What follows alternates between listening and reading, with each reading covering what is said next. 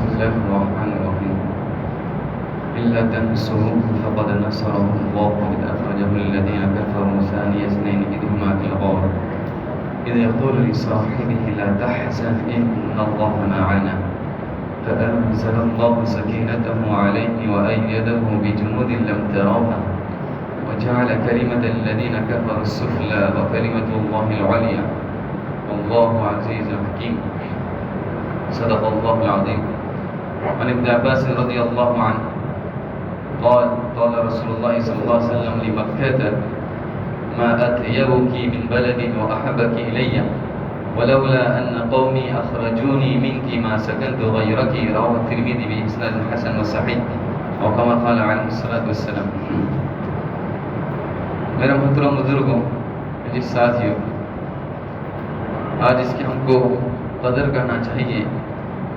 یہ دین ہم کو بلا کسی مشقت کے ملا ہے. اتنا بڑا اونچا دین، جس دین پر اللہ تبارک تعالیٰ نے دنیا آخرت کی کامیابی رکھی ہے، جس دین پر اللہ تبارک تعالیٰ نے ہر قسم کی راحت، سکون، عافیت رکھی ہے، جس دین کے بغیر، جس ایمان کے بغیر اور کلمہ کے بغیر آخرت آپ کی کوئی کامیابی ہم کو نصیب نہیں ہو سکتی. وہ ساری کامیابی اللہ تبارک تعالیٰ نے ہم کو بغیر کسی مشقت اور محنت اور مجاہدے کے عطا فرمائی ہیں. یہ اللہ کا ہم پر بڑا احسان ہے، کرم ہے. لہذا اس کی ہم کو قدر کرنا چاہیے. اس دین کے لیے ہم اب کیا محنت کر سکتے ہیں، کیا مجاہدے کر سکتے ہیں، کیا فکریں کر سکتے ہیں. اس لیے کہ یہ ربیع الاول کا مہینہ ہے اور اس مہینے کی بہت ساری خصوصیات ہیں. پہلی خصوصیت یہ کہ اسی مہینے میں ہمارے نبی صلی اللہ علیہ وسلم کی ولادت بسعادت ہوئی. اسی مہینے میں اللہ کے رسول صلی اللہ علیہ وسلم کو نبوت ملی. نبوت جو 40 سال کے بعد اللہ کے رسول کو عطا فرمائی، وہ اسی مہینے کے اندر عطا فرمائی گئی. اسی مہینے کے اندر اللہ کے رسول صلی اللہ علیہ وسلم نے ہجرت کا سفر کیا. مکہ سے مدینہ ہجرت کا سفر ربیع الاول کے مہینے میں پیر کے دن ہی کیا. اور پیر ہی کے دن ربیع الاول ہی کے مہینے میں اللہ کے رسول صلی اللہ علیہ وسلم مدینۃ المنورہ پہنچے. چونکہ مسلمان پہلے مکہ میں تھے، کافی تکالیف سے دوچار ہوا کرتے تھے، اسلام کو چھپائے ہوئے تھے، اور جن لوگوں کے متعلق پتہ چل جاتا تھا کہ یہ مسلمان ہیں تو ان کو تکالیف دیا کرتے تھے مشرکین. جیسے کہ ہم تاریخ میں قصے پڑھتے ہیں، حضرت ابو بکر رضی اللہ عنہ، اسی طرح حضرت ابو ذر غفاری رضی اللہ عنہ، بلال رضی اللہ عنہ، حضرت خباب رضی اللہ عنہ. اللہ کے ان کو خوب مارا گیا، ستایا گیا، ہر قسم کی تکالیف ان پر ڈھائی گئی. تو اللہ کے رسول صلی اللہ علیہ وسلم نے فرمایا کہ حبشہ میں ایک بادشاہ ہے جس کے یہاں ظلم نہیں کیا جاتا. میری رائے یہ ہے کہ تم حبشہ کے اندر ہجرت کر کے چلے جاؤ. جو قائد اور رہبر ہوتا ہے، جو قوم کی فکر کرتا ہے کہ قوم کو راحت کس طرح سے پہنچے، جو قوم کا ذمہ دار ہوتا ہے، اس کی ایک سوچ ہوتی ہے کہ ہماری قوم کو ہر اعتبار سے عافیت اور راحت پہنچے. تو اللہ کے رسول صلی اللہ علیہ وسلم نے حضرت صحابہ کے سامنے یہ رائے پیش کی کہ حبشہ کا جو بادشاہ ہے، نجاشی بادشاہ، اصحابہ جس کا نام ہے، کہ وہاں پر کسی پر ظلم نہیں کیا جاتا. لہذا حضرت صحابہ کرام نے وہاں پر کیا کی، ہجرت کی. 2 ہجرتیں کی. ایک شروع میں ایک مختصر جماعت گئی تھی، بعد میں 80 جماعت تعداد میں چلی گئی. تو وہاں پر جا کے ان کو کچھ سکون اور راحت ملی. پھر اللہ کے رسول صلی اللہ علیہ وسلم نے حضرت صحابہ ایک خواب دیکھا، صحابہ کے سامنے اس کو پیش کیا کہ مجھ کو بھی ہجرت کی جگہ دکھائی گئی ہے، مجھ کو بھی ہجرت کی خواب میں جگہ دکھائی گئی ہے کہ میں بھی مکہ چھوڑ کر جانے والا ہوں. اور وہ جو جگہ ہے وہ درخت والی جگہ ہے. وہ جگہ کون سی ہے؟ درخت والی جگہ ہے. اب کون سی جگہ ہے میرے سمجھ میں نہیں آئی، مجھ کو بتایا نہیں گیا تھا. بعد میں اللہ تعالیٰ کی طرف سے تعین ہو گئی کہ وہ یثرب ہے، یعنی مدینہ المنورہ. وہ بعد میں اس کی تعین دکھائی گئی. تو پھر اللہ کے رسول نے حضرت صحابہ کرام کو ہجرت مدینہ کرنے کا حکم دیا. اور اللہ کے رسول صلی اللہ علیہ وسلم نے، چونکہ جو مکہ کے اندر لوگ آتے تھے، تو اللہ کے رسول صلی اللہ علیہ وسلم جو آئے ہیں داعیا الی اللہ باذنہ سراجا منیرا. اللہ کے رسول صلی اللہ علیہ وسلم کی زندگی کا مقصد کیا ہے، مشن کیا ہے؟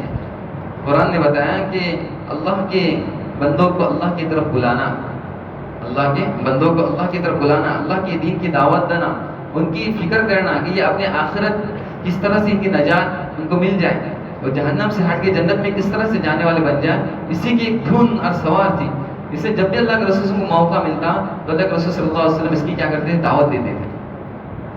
آج ہمارا اٹھنا بیٹھنا کئی لوگوں کے ساتھ ہوتا ہے، غیروں کے ساتھ بھی ہوتا ہے، دوسرے لوگوں کے بھی ساتھ ہوتا ہے. تو ہم کوشش کریں کہ ہمارے ذریعے سے لوگ اسلام میں داخل ہو جائیں، ہمارے ذریعے سے لوگ دین پر قائم رہیں. ہمارے اٹھنے بیٹھنے والے بھائی کتنے ہیں جو نماز سے دور ہیں، مسجد سے دور ہیں، اعمال سے دور ہیں. ہم کبھی ان کو نہیں بولتے نماز کو آنے کی، ہم ان کو یہ نہیں بولتے کہ بھائی اپنے معاملات کو صحیح کرو، درست کرو.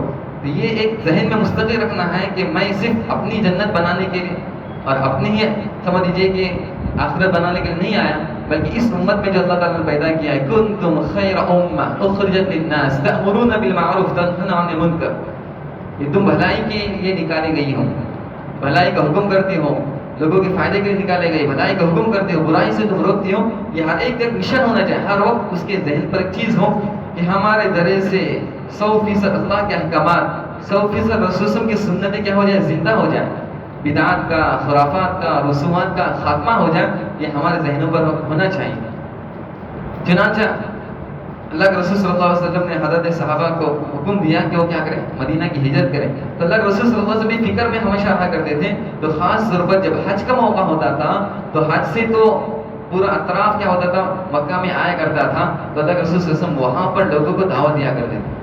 تو 2-4 مرتبہ ایسا ہوا کہ مدینہ یثرب سے چند لوگ آئے ہوئے تھے، اوس اور خزرج کے چند لوگ آئے ہوئے تھے. ان کو اللہ کے رسول نے کیا کی، دعوت دی. بیعت عقبہ اس کو کہا جاتا ہے. ایک مرتبہ دعوت دی، دوسری مرتبہ آئے تھے اگلے سال، ان کو دوسری مرتبہ اللہ کے رسول نے کیا کی، دعوت دی. تو ان کے دلوں کے اندر کچھ اس دین کی خاطر کہ ہم کو سمجھ لیجیے کہ کرنا ہے، اور اللہ کے رسول نے اپنی پوری نوعیت سمجھائی کہ میں یہاں پر کام کرنا چاہتا ہوں لیکن یہاں پر کچھ لوگ مجھ کو کام کرنے نہیں دیتے. تو ان لوگوں نے کہا کہ اب ہمارے پاس آ جاؤ، مدینے میں آ جاؤ، ہم آپ کا کیا کریں گے، پورا تعاون کریں گے، پورا ساتھ دیں گے. تو پھر اللہ کے رسول صلی اللہ علیہ وسلم کے ذہن میں آ گیا کہ ہم کو کیا کرنا ہے، ہجرت کر کے جانا ہے، ہجرت کر کے جانا ہے. چنانچہ حضرت صحابہ کرام کو اللہ کے رسول نے رخصت دے دی کہ آپ کیا کر سکتے ہیں، انفرادی طور پر چپکے سے کیا کرو، رخصت کرو. چپکے سے اللہ کے رسول نے صحابہ کرام کو مدینہ کے لیے روانہ کیا. ایک آدھ چند لوگ ایسے تھے، حضرت عمر رضی اللہ عنہ جیسے بہادر شخص، وہ سب کے سامنے اعلان کر کے کیا ہو گئے تھے، نکلے تھے کہ سمجھ لیجیے کہ اگر کوئی روکنے والا ہے تو عمر کو آ کے کیا کرے، مدینہ مکی کے باہر روک لے. لہٰذا کسی کی ہمت نہیں ہے حضرت عمر کو روکنے کے لیے. انہوں نے اعلانیہ کیا کی، ہجرت کی. اس کے علاوہ بہت سارے دوسرے جو صحابہ تھے چپکے کیا کرتے تھے، ہجرت کرتے تھے. لہٰذا یہ حضرات نے ہجرت کی. ابو بکر صدیق رضی اللہ عنہ نے ارادہ کیا کہ میں بھی ہجرت کر کے نکلتا ہوں. تو اللہ کے رسول نے فرمایا علی رسلک، ذرا ٹھہرو، ہو سکتا ہے کہ مجھ کو بھی اللہ کی طرف سے ہجرت کا حکم ہو جائے. ہاں، ابو بکر نے فوراً فرمایا کہ الصحبہ، میں بھی پھر آپ کے ساتھ چلوں گا. پھر ابو بکر رضی اللہ عنہ 2 اونٹنی کو کیا کیا خریدا. امام واقعی فرماتے کہ 800 درہم کی 2 اونٹنیاں خریدیں، ایک اللہ کے رسول کے لیے، ایک اپنے لیے. اور جب ہجرت کا وقت ہوا تو اللہ کے رسول صلی اللہ علیہ وسلم کے متعلق اس وقت مکہ کے اندر مکہ والوں نے مشورہ کیا. ایک روز پہلے کیا کیا، مشورہ کیا ابو جہل اور چند ساتھیوں نے ان کے کہ ہمیں یہ محمد صلی اللہ علیہ وسلم کے بارے میں کیا کرنا چاہیے. کسی نے کہا کہ جب صبح ہو جائے تو ان کو باندھ کے رکھو. کسی نے کہا کہ نہیں، ان کو یہاں سے کسی جگہ دوسری جگہ نکال دو. اور کسی نے کہا کہ ان کو قتل کیا جائے. شیطان یہ بوڑھے شخص کی شکل میں ان لوگوں کے مشورے میں کیا ہو گیا تھا، میٹنگ کے اندر حاضر ہوا ہے. اس نے کہا کہ باندھ کے رکھیں گے تو بنو ہاشم بنو مطلب یہ بڑے جتھے کے لوگ ہیں، یہ چھڑا دیں گے. اور اگر تم یہ کہتے ہو کہ ان کو کسی دوسری جگہ روانہ کر دیں گے تو جہاں پر جائیں گے وہ اپنے وہاں پر دعوت چلائیں گے. ابو جہل نے جو رائے دی تھی کہ ان کو قتل کیا جائے، نعوذ باللہ، ان کو کیا کیا جائے، قتل کیا جائے. شیطان نے کہا کہ رائے ہو تو یہ رائے مناسب معلوم ہو رہی ہے. لہٰذا اس کے لیے یہ کیا جائے کہ ہر قبیلے کا ایک بڑا سردار مل کر کیا کریں، محمد صلی اللہ علیہ وسلم کو نعوذ باللہ قتل کریں. چنانچہ یہ سب لوگ، ہر قبیلے کے ایک سردار کو جمع کیا گیا اور اللہ کے رسول صلی اللہ علیہ وسلم کا گھر کا گھیراؤ کیا گیا. اللہ کے رسول صلی اللہ علیہ وسلم کو اللہ تعالیٰ کی طرف سے کیا کی، اطلاع دی گئی کہ آپ کے متعلق اس طرح مکر کیا جا رہا ہے، قتل کا مکر کیا جا رہا ہے. چنانچہ اللہ کے رسول صلی اللہ علیہ وسلم نے اپنے بستر پر علی رضی اللہ عنہ کو سلایا اور علی رضی اللہ سے کہا کہ میرے پاس مکہ والوں کی چند امانتیں ہیں، میرے پاس مکہ والوں کی چند امانتیں ہیں. دیکھو کہ مکہ والے اللہ کے رسول صلی اللہ علیہ وسلم کے دشمن ہیں، کافر ہیں، مخالف ہیں، لیکن ان کو اپنے باپ پر، اپنے بیٹے پر، اپنے بھائی پر بھروسہ نہیں ہے. بھروسہ ہے تو محمد صلی اللہ علیہ وسلم کی بات پر اور ان کی ذات پر بھروسہ ہے. کہ یہ شخص قبول نہیں کر سکتا، خیانت نہیں کر سکتا، دھوکہ نہیں دے سکتا. میرا بیٹا، میرا بھائی اور میرا باپ دھوکہ دے سکتا ہے لیکن یہ شخص دھوکہ نہیں دے سکتا. صادق و امین کے لقب سے اللہ کے رسول صلی اللہ علیہ وسلم کیا سے متصف تھے. تو اللہ کے رسول صلی اللہ علیہ وسلم علی سے کہا کہ یہ ساری امانتیں تم مکہ والوں کو کیا کر دیجیے، پہنچا دیجیے، اور پھر ہمارے ساتھ مدینہ کے لیے کیا ہو جائے، آ جائیے، یا بعد میں آپ ہجرت کر کے آ جائیے. چنانچہ اللہ کے رسول صلی اللہ علیہ وسلم نے علی کو اپنی جگہ پر سلایا اور سارے جو سردار تھے اللہ کے رسول کے گھر کا گھیراؤ کیا لنگی تلوار کے ساتھ. یہ انتظار میں تھے کہ جیسے محمد صلی اللہ علیہ وسلم باہر نکلیں گے ہم ان کا قتل کریں گے، لیکن صبح تک نکلے ہی نہیں. اور جب صبح ہوئی اور دیکھا تو حضرت علی رضی اللہ عنہ آپ کے بستر پر ملے. پوچھا کہ تمہارے ساتھی کہاں ہیں؟ کہا کہ میں نہیں جانتا کہاں ہے. تو پھر اللہ کے رسول صلی اللہ علیہ وسلم رات ہی کے اندر جو پورے گھیراؤ کیے ہوئے تھے تو اللہ تعالیٰ کی طرف سے حکم ہوا تھا کہ ایک مٹھی لو اور ان دشمن کی طرف پھینک دو. اور سورہ یاسین کی شروع کی آیتیں اللہ کے رسول صلی اللہ علیہ وسلم پڑھتے جا رہے تھے اور ایک مٹھی لیے دشمن کی طرف اس کو پھینک دیا. ان کو آنکھوں پر اللہ تعالیٰ نے کیا کر دیا، پردہ ڈال دیا. ان کے درمیان سے اللہ کے رسول صلی اللہ علیہ وسلم کیا ہو گئے، نکل گئے. اور جب صبح میں پتہ چل گیا کہ محمد صلی اللہ علیہ وسلم یہاں پر نہیں ہے تو انہوں نے اطراف میں سارے طرف اپنے افراد کو بھیجا کہ جاؤ ان کو کیا کرو، تلاش کر کے لے کے آؤ.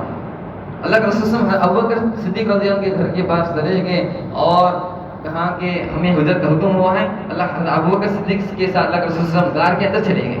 مکہ کے اندر غار سور اس کو کہا جاتا ہے. اس غار سور کے اندر اللہ کے رسول صلی اللہ علیہ وسلم تشریف لے گئے. ہاں ابوبکر صدیق رضی اللہ عنہ کے ساتھ. ہاں ابوبکر اور اللہ کے رسول صلی اللہ علیہ وسلم 3 روز تک وہاں پر قیام کیا. 3 روز تک اللہ کے رسول نے مکہ والوں سے چھپ کر اس میں کیا قیام کیا. حضرت مولانا قاسم صاحب نانوتوی رحمۃ اللہ علیہ ان کے بارے میں ان کے سوانے میں قصہ ملتا ہے کہ انگریز کی طرف سے ان کے لیے بھی ایک وارنٹ نکلا تھا کہ ان کو کیا کیا جائے، پکڑا جائے. تو لیکن وہ بھی میری جرأت والے تھے، وہ چھپا نہیں کرتے تھے. ان کے گھر کے لوگوں نے بڑا اصرار کیا کہ آپ کے متعلق وارنٹ نکلا ہے کہ آپ کسی طرح رپوش ہو جائے، چھپ جاؤ. حضرت نے کہا کہ ٹھیک ہے اگر تم کہتے تو میں چھپ جاتا ہوں.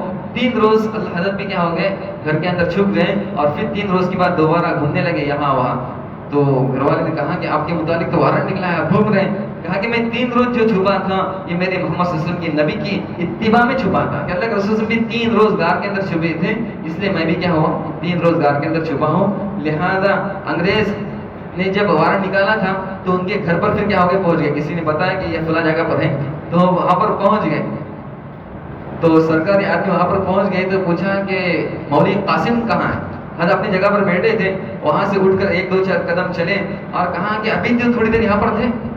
وہ سمجھے کہ کوئی دوسرا آدمی ہوگا، دیکھا کہ یہاں پر کوئی نہیں ہے اور کیا ہو گئے، چلے گئے، اس لیے کہ ان کو پہچانتے نہیں تھے. یہ اللہ تعالیٰ نے ان کو جرأت عطا فرمائی تھی. اور یہ اتباع سنت کہ رسول کی جو بھی سنت ہے اس پر ہم کو کیا کرنا ہے، عمل کرنا ہے. تو انہوں نے غار کی سنت پر کیا کیا، عمل کیا. اور علماء فرماتے ہیں کہ اللہ کے رسول نبی تھے، اللہ کی مدد ہو سکتی تھی، پھر اللہ کے رسول غار کے اندر کیوں چھپے. کہا کہ یہ اسباب کا اختیار کرنا ہے. نبی ہونے کے باوجود اسباب کا اختیار کرنا یہ توکل کے خلاف نہیں ہے کہ اپنے آپ کو دشمن سے چھپانا، اپنے آپ کو حفاظت کرنا یہ توکل کے خلاف نہیں ہے، بلکہ ہمیں تعلیم ہے نبی کی کہ اسباب کو اختیار کرو اور بھروسہ اللہ پر کرو. بالکل غار کے پاس دشمن پہنچ گئے. ہاں ابوبکر کو خدشہ ہو گیا، اللہ کے رسول صلی اللہ علیہ وسلم ابھی تھوڑے نیچے دیکھ لیں گے تو یہ دشمن کیا ہو جائیں گے، ہم کو دیکھ لیں گے. اللہ کے رسول ان کو دلاسا دے رہے ہیں اور کہہ رہے ہیں کہ اے ابوبکر تمہارا کیا خیال ہے، اثنین اللہ ثالثہما، ان 2 کے متعلق تمہارا کیا خیال ہے جن کا تیسرا کون ہے، اللہ ہے. اور محافظ ان کا کون ہے، اللہ ہے. تو حفاظت یہ اللہ تعالیٰ کی ذمہ ہے، اسباب اختیار کرنا یہ ہمارے ذمہ ہے. تو اللہ نے ان کی حفاظت کر کے دکھائیں. چنانچہ ابن کثیر رحمۃ اللہ علیہ البدایہ والنہایہ میں لکھا ہے کہ اللہ تبارک تعالیٰ نے اس غار پر ایک عنکبوت مکڑی کا جارہ کیا کر بنا دیا اور 2 کبوتری آئی اور انہوں نے وہاں پر انڈے ڈالے.